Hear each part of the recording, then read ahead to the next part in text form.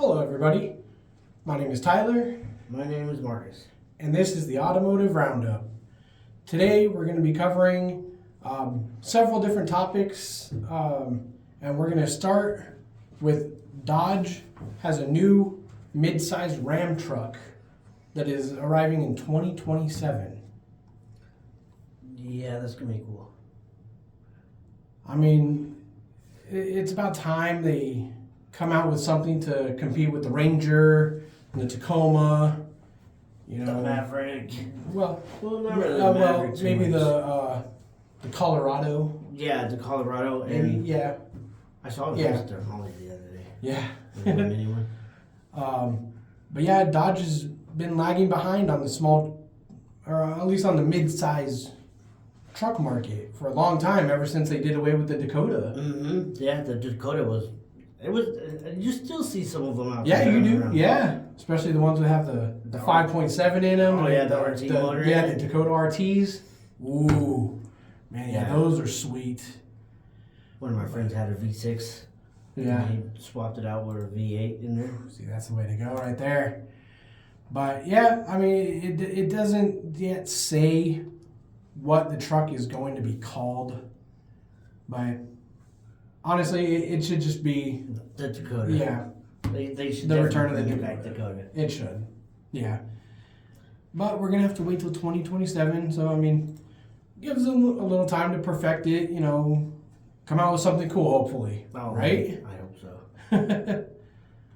Something with some power behind it, too. Right, yeah. You should come back with the RT model. That would be cool. Put the V8 because say if they even started offering like the V6, you know, and then at least give the people an option to get a nice little V8 in that truck. That'd be cool. Even back then, the V6s were pretty. They would get up pretty quick. Oh yeah, I mean in those small trucks, I mean, and they were built really tough. Yeah, and see, this actually comes on after news of saying Ram is discontinuing the development of its full-size electric pickup. Obviously, as we've covered in a previous video, due to fading demand of electric vehicles, electric trucks, cars. I mean, people just don't want them. No, it's not what the hype was all about, and Dodge realized it real quick when they lost a lot of money. Exactly. Maybe if they want to do a hybrid way of doing it, you know, okay. But I think going all electric is just not what the people are going to want. It's really not. And there's not a lot of companies that have mastered between the electric and gas, a Prius, like the Prius. Right. You know, Prius has been around forever. Yeah. And still going strong. Seemed to figure out the good glitch in it to where you don't ever see a Prius broken down on the road. Right. And you know they're renaming actually the EV Ram Charger to the Ram 1500 REV. So I mean they're completely changing the name of it, and their full size pickup, that is. You know. Yeah, I just wish they would not try to jump in with the whole electric thing. Mm-hmm. You know, I mean, they're obviously everybody's still trying to figure out their kinks in their electric trucks. Yeah, I just was hoping Dodge wouldn't have been one of the ones that would jump in with the whole thing and try to compete with it. They should have just stuck with. Yeah, to me, it's good news. You know, Dodge is kind of maybe realizing their way. I mean, we covered in the previous video again about the Charger coming back with the gas motors. You know, Dodge just wants to get back to itself. You know, the powerhouse that it was. You know, always the powerhouse. Yeah, you could always count on them to have something crazy. Mm-hmm. You know, and anyways, this new truck, yet to be named, is going to be built at Stellantis' Belvidere plant in Illinois. So I hope they bring it to where it would be competitive against the Tacoma and start seeing it over at like Bear Jackson shows. Oh, that'd be cool. Yeah. Or any other off-road like an off-road testing area. Mm-hmm. Yeah, that'd be really cool to see. Yeah. I know my buddy put big 35-inch tires on his Dakota. Dang. Yeah, that'd be cool. Yeah. All right. Now, on to our next topic. As we were just talking about, demand for electric vehicles is waning, and Ford is somewhat realizing that, and they're trying to throw a new off-road variant for the Lightning, and they're calling it the STX. But I mean, it does say it's going to replace the XLT and add a bigger battery for the same price. Yeah, bigger battery for the same price, but can you do any? You can't really do much with it. Yeah. Now, I mean, see, it does say they're going to be adding new off-road wheels, which are going to be Goodyear Wrangler tires, which, I mean, don't get me wrong, those are good tires. It's going to add off-road running boards from the Tremor. Dual motor system returning with 536 horsepower, 775 pound-feet of torque. I mean, that's going to move. I mean, that's cool. But, I mean... It's not off-road capable. Yeah. Like, seriously off-roading. You Right. know, like that's, like I said, with these electric cars. Now... The batteries being at the bottom. Yeah. It's going to make it real heavy. Yeah, or you hit a rock or something, you're going to puncture something, Yeah. and then you're stuck. Guess you're going to have to be very careful about that. Yeah. Now, this new model is going to have up to 900, 900, I wish. 290 miles of range, thanks to the extended range battery. So, I mean, it's not bad. It's getting close to what a gas car can do, I guess. How long will it take to charge that Yeah. heavier battery, though, Yeah, too? exactly. But if you were hoping to get any kind of stuff that's going to help with off-road stuff, like off-road suspension or, suspension lift, shocks, or, actually underbody protection to protect that battery, you ain't getting it. Nope. Stuck like Chuck. Yeah. Basically just says the goal of the STX was to make the truck a little bit more rugged. Which the problem is people are going to see that and think, oh man, I got an off-road truck now. Here we go. And they're going to push it. So pretty much all you get is just some new mud flaps and a couple big tires. Basically, you're getting, I think, you get a new grill. And you get some badging, yep. and some new tires. And a bigger battery, I guess. But that's that for the new STX Lightning. I mean, those tires are pretty cool, but it is what it is. I don't know. I just think if they put the batteries on the inside of the body, up underneath like the seats and into the bed of the truck, to make it to where you could get the upgrades and suspension stuff that is capable, it might be a compatible truck. Yeah. I think what needs to happen with electric cars is that they need to find some way to reduce the size of these batteries. I mean, everything has been reduced in size. I mean, look at computers. They used to be gigantic. Now they're tiny as could be. Same kind of technology needs to start happening with these electric car batteries. Yeah. Maybe one of these years down the road, who knows? I don't know. Yeah, I don't know. It's something that would be kind of, maybe in the future, it might be kind of cool if they figure it all out. But yeah. For now, sticking to gas. Yeah, same here. But okay, so anyways, Toyota will be building 2 new 3-row SUVs at its Kentucky plant. I mean, for Toyota, sure, why not? Plans include ending U.S. production of the Lexus ES sedan in order to make way for an electric Land Cruiser and RAV4. Not bad. At least they're going with some vehicles that are cool. I mean, that new Land Rover. Yeah. Dude, that thing is sweet. I've seen it. Yeah. Just like the 2025 4Runner. Oh, man. Yeah. That thing. I saw one of those yesterday. Yeah. There's It's looking good. I saw a black on black one. I'm like, yeah, those new 4Runners are sweet. But it says with Lexus's ES sedan production set to move entirely to Japan, that will open up some space at the Kentucky factory for these new EV SUVs.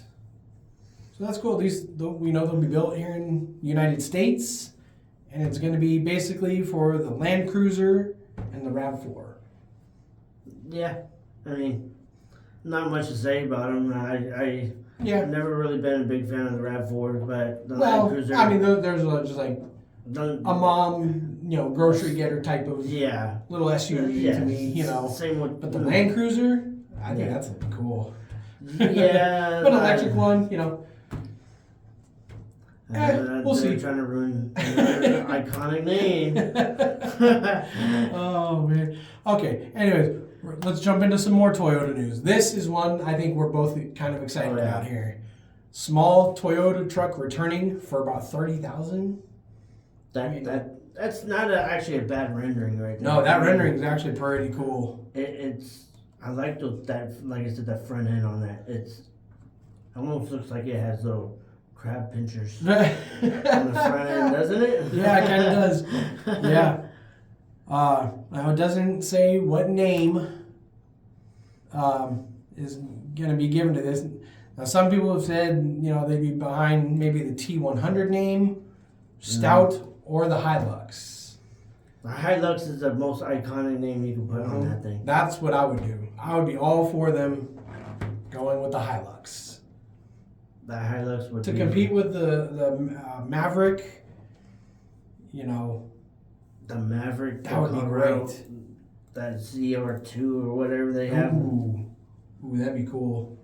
If they did like an off-road trim on a new off-road Hilux for say around $30,000. The TRD stuff on it. Man, that would be really cool. But I wonder if, like, say, you buy that new truck, and if you're able to, like, if you find like a wrecked TRD or something and retrofit all that TRD stuff onto that Hilux or whatever they're gonna call it. I don't know. Because it's still Toyota. I mean, and it's still TRD stuff, and I don't see why. Well, it might not. If you find like a wrecked 4Runner, maybe. Maybe. Yeah. I wonder what platform this is going to be built on. Now, I do know it said it's going to be a unibody truck. Maybe I don't know. Because I wonder if this would be on the 4Runner platform. Because that'd be pretty cool. Or I wonder if because the only other unibody that they have that was smaller than the Tacoma and smaller than the 4Runner is a RAV4. Yeah. Is that a unibody though? I don't know. Yeah, I don't know. They're small SUV. Smaller chassis. Yeah. I should say. Yeah. Because that'd be like the smaller, like, when you're talking about the smaller truck, that'd be like the chassis you should use. Toyota should use. Right. Now, it's saying, like, it's competing with the Maverick and the Santa Cruz, and they're talking about, how the Santa Cruz kind of captured a lot of attention when it came out, because, yeah, sure, it was Hyundai's first real pickup, I guess you could say, but it didn't last very long after, Ford came out with the Maverick, and that was pretty popular. Isn't Kia coming out with the truck? I don't know. I could have swore a few years ago I saw something about Kia coming out with the truck. You think they would? Because now it's like the Tasmania or maybe they have that. Weird. I have maybe in another part of the world. Maybe they do. But you think they would, because now they're kind of going to be one of the only makers that don't have a small pickup here. Yeah, but look at Honda, their Ridgeline. It went from being a decent, okay truck, now it just... spiraled down. You don't hardly ever hear about it anymore. Yeah, no, you really don't. Like Toyota is like the number one for small. The Tacoma is the number one for the mid-sized truck, whereas for a smaller truck. Yeah, Tacoma. Like I remember when Frontiers came out. Yeah. My neighbor had a Frontier. Yeah. And he still has it. He's had that truck for, geez, I don't know, 20 years now. He's still going strong. Crazy. That's the thing with old school Nissans and Toyotas. They run forever. Yeah, exactly. That'd be cool. And I mean, if you could pick one up for $30,000 today, I mean, that's a bargain. Yeah, that'd be the one I would get. Yeah. Now, say if they, I would assume that would be like a base price, a $30,000 base price. Now, say if you add on like, if they had like the TRD stuff, that'd make you maybe what, 40,000, but still even 40,000 for. But in that rendering right there, it shows that's a TRD. Yeah, that does. I mean, just maybe if you put like some, maybe knobbier tires on it. They put the I don't know. They put that same suspension and everything in it on like they have in that Tacoma. That thing was gonna be a beast. That little mini truck is gonna be nice. Yeah. But hey, it's another truck coming to the U.S. We love it. Yeah. Yep, the workhorse trucks. Yep. Yeah. All right, now we're gonna go to something kind of interesting here. Hey, if you're in Las Vegas and you've obviously had maybe a little too much to drink, here's a great option for you: Zoox robo taxis hitting the strip. I'll just call one of those up. It's actually Amazon. It's an Amazon Zoox self-driving taxi. So basically, like, how much those things would run per ride? I don't know. Now it does say it launched, and it's actually doing free rides along the strip as of now. But from what I've heard, they're going to start charging people, for rides and stuff. But what's kind of crazy is how this is built, right? Yeah, I mean, they weren't up there last time we were there. No, they weren't. Yeah, no. I wonder how long those are going to actually last on the strip with all those. You know how many taxis and all those billboards and everything else that's running up and down that road. Yeah, this is going to make taxi drivers mad though if these start becoming more popular. Mm-hmm.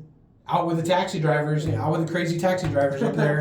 I mean, yeah, if you've been up there and you've seen these taxi drivers, yeah, they're something else. Yeah, but I mean these are kind of cool. It looks like a little Volkswagen.